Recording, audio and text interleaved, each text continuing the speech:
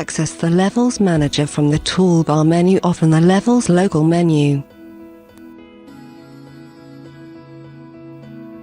Define the project's planes using the levels.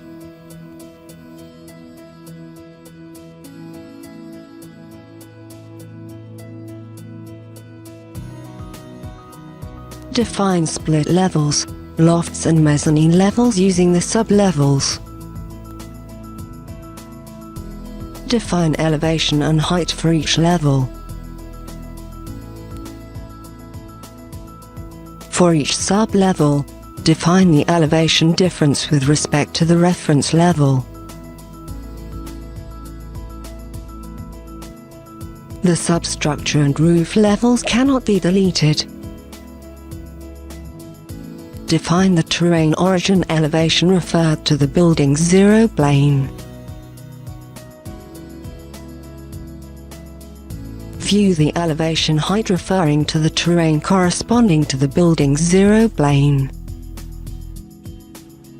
View the level's elevation values relating to the building's zero plane.